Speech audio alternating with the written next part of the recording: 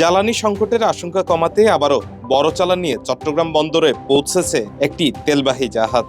বৃহস্পতিবার সকালে ৩০,০০০ টন পরিশোধিত জ্বালানি তেল নিয়ে বন্দরে নঙ্গর করে হংকংয়ের পতাকাবাহী ট্যাংকার এমটি গ্রান কাউভা। জানা গেছে, চীনের রাষ্ট্রায়ত্ত জ্বালানি কোম্পানি ইউনিপেক এই তেল রপ্তানি করেছে। বাংলাদেশ পেট্রোলিয়াম কর্পোরেশন বিপিসি সূত্রে জানা যায়, জাহাজটিতে রয়েছে ২০,০০০ টন ডিজেল এবং ১০,০০০ টন জেট ফুয়েল। এর মধ্যে ডিজেল পরিবহন ও শিল্প খাতে ব্যবহার করা হবে এবং জেট ফুয়েল সরবরাহ করা হবে দেশের বিমানবন্দরগুলোতে। দেশের মানুষকে প্রতিদিন সুরক্ষিত রাখার প্রত্যয় নিয়ে সেফটি কেবল সহ এলো সেফ সিলিং ফ্যান।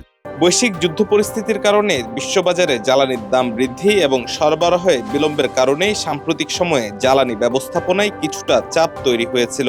তবে এমটি গ্রান কাউভা চট্টগ্রাম বন্দরে প্রবেশের আগে চলতি মাসে আরও ৮টি জাহাজ জ্বালানি তেল নিয়ে চট্টগ্রাম বন্দরে প্রবেশ করে।